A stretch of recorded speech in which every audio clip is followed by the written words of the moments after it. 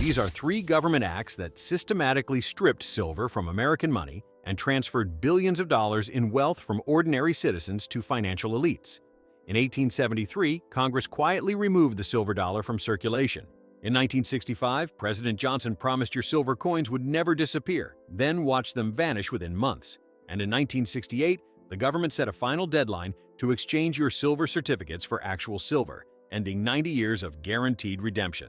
A quarter worth 25 cents became worth over $10 in silver content alone, a 40 times difference that represents exactly what Americans lost by trusting their government's assurances. Let me show you how it happened, who orchestrated it, and why the pattern repeated 3 times across a century. The crime of 1873. President Ulysses S. Grant signed a coinage act on February 12, 1873, that would later be called one of the great frauds in American financial history. The bill had 67 sections and took nearly 3 years to move through Congress across 5 separate sessions. Buried in Section 15 was a provision that changed everything. The standard silver dollar was simply left off the list of authorized coins. No dramatic announcement, no public debate about ending America's 81-year tradition of bimetallic currency, just an omission.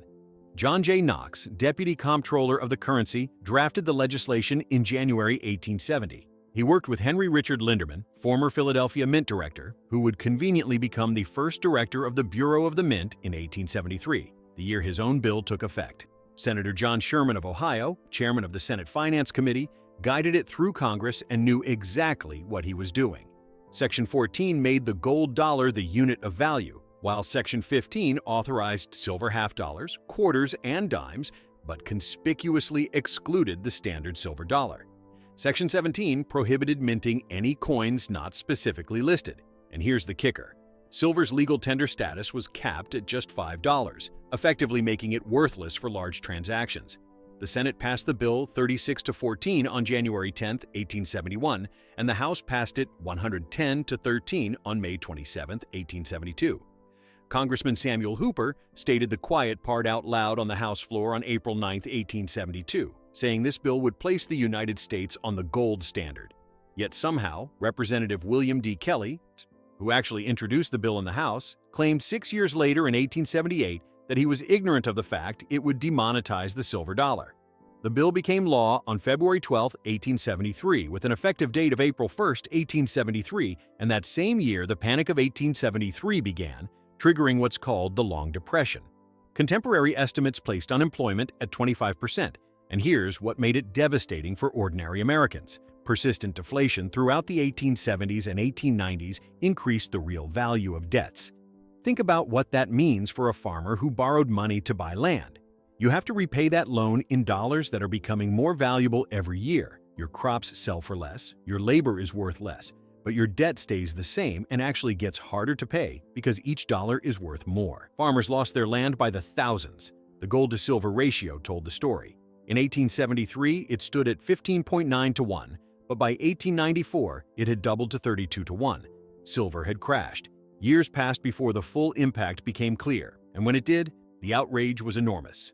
Senator Henry M. Teller of Colorado gave it the name that stuck when he declared on the Senate floor on July 10, 1890, that the fight for free coinage was on until the will of the people could be heard to put silver back where it belongs and where it would have been, but for the blunder or the crime of 1873. The crime of 1873.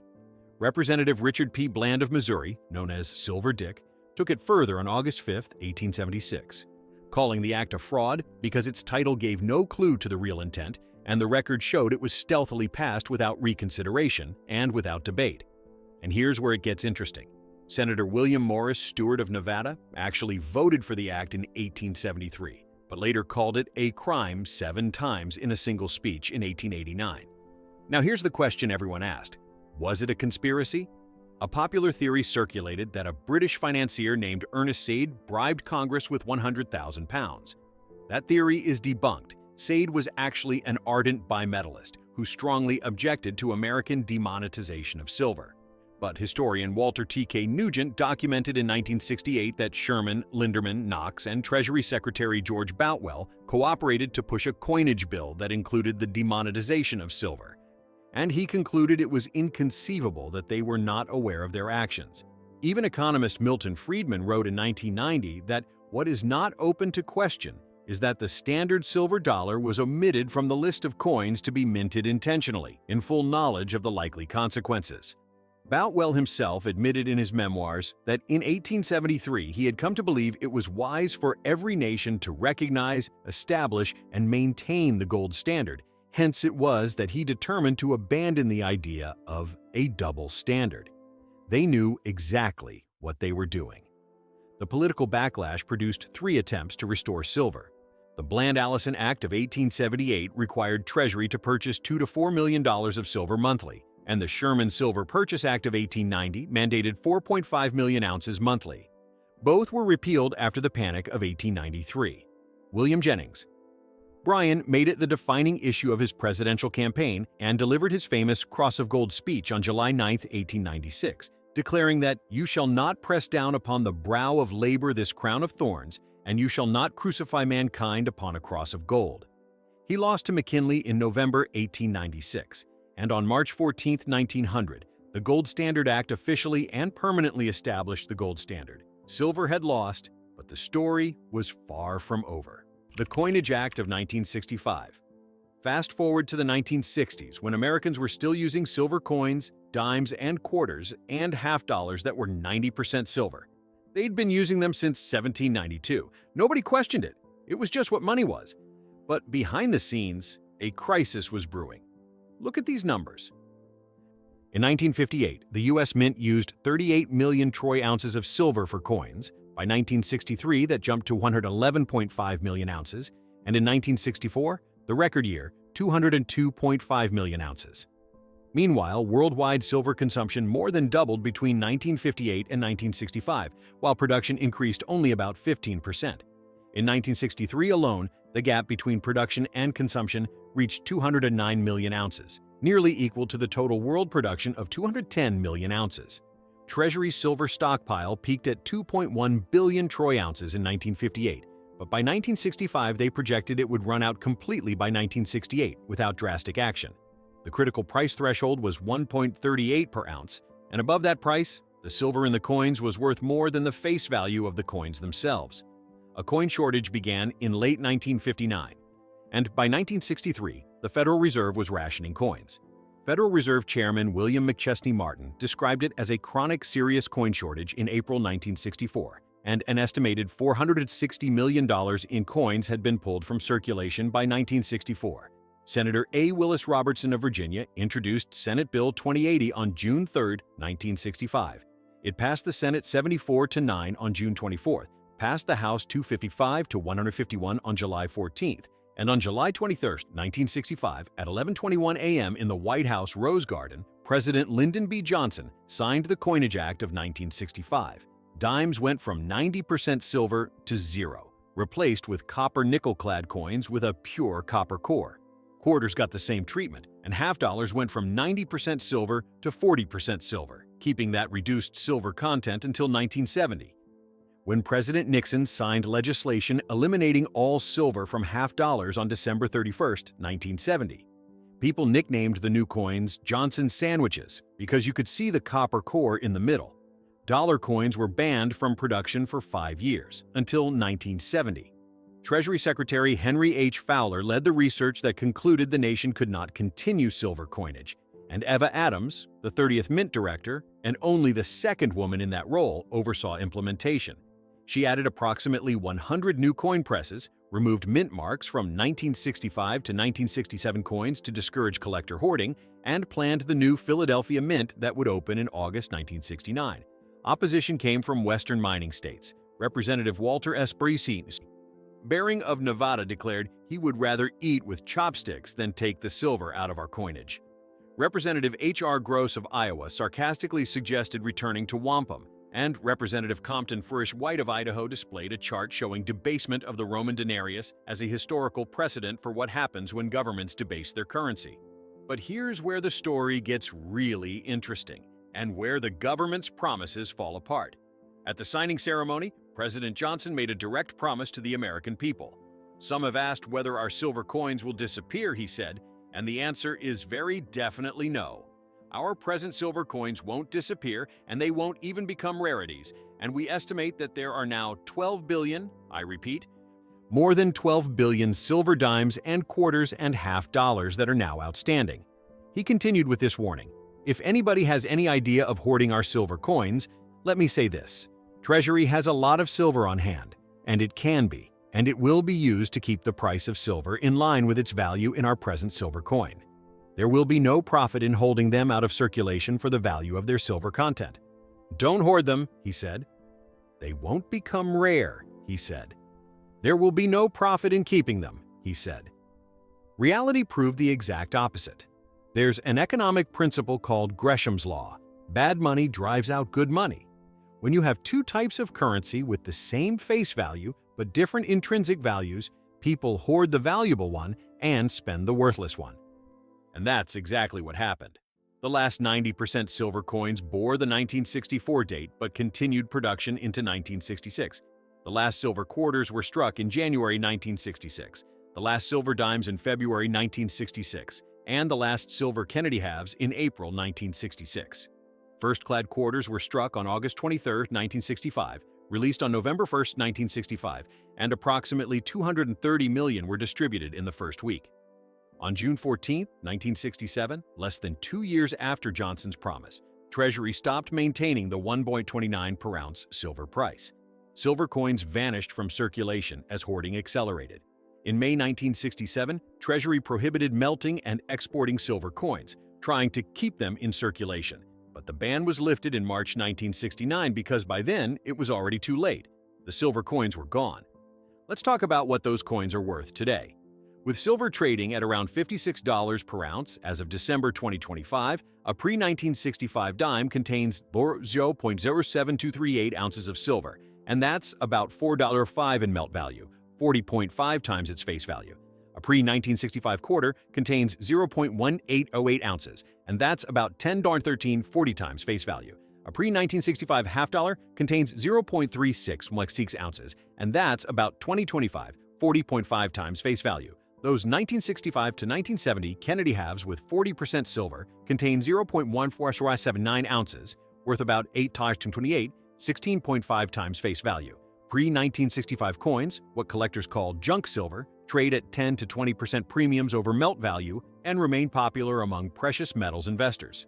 Everyone who listened to President Johnson and spent their silver coins instead of hoarding them lost that value. The people who ignored the president and hoarded anyway still have 40 times the purchasing power. The silver certificate deadline of 1968. But we're not done yet, because there was still one connection between the American dollar and silver: silver certificates. Silver certificates were paper money that could be redeemed for actual silver, first issued under the Bland-Allison Act of 1878, which was itself the congressional response to the crime of 1873. For 90 years, Americans could take their paper silver certificates to the government and get real silver in exchange. The certificates had different wording over the years. Originally, they promised redemption in silver dollars, but in 1934 that changed to dollars in silver, meaning the government could give you silver bullion instead of coins. And that distinction became critical in March 1964, when Treasury Secretary C. Douglas Dillon halted redemption for silver dollar coins. From March 1964 through June 1968, you could only redeem your certificates for silver bullion, granules, or bars at the official rate of $1.29929 per ounce. On June 24, 1967, Congress passed Public Law 9029, giving Americans exactly 1 year's notice. The final date was June 24, 1968. After that date, silver certificates would be redeemable only for Federal Reserve notes at face value, and the silver backing was permanently severed. The Federal Reserve Bank of New York later recalled that on June 24, 1968, thousands of people swarmed assay offices in the United States, anxious to unload their holdings of silver certificates. People camped out overnight to ensure that they would beat the deadline, and the resulting lines stretched for hours. And here's the thing, you couldn't mail them in. Redemption was available only in person at Federal Reserve banks in New York and San Francisco and at U.S. assay offices in those cities, so if you lived anywhere else in the country, you had to travel or sell your certificates to someone who would. Entrepreneurs bought certificates at premiums for bulk redemption, and the market price of silver by the deadline had reached $2.56 per ounce, double the official redemption rate of $1.29. Treasury Secretary Henry Fowler sent a letter to President Johnson on December 30, 1968, breaking down what happened. During the 16-month period ending in November 1968, 88 million ounces of silver were used for certificate redemptions.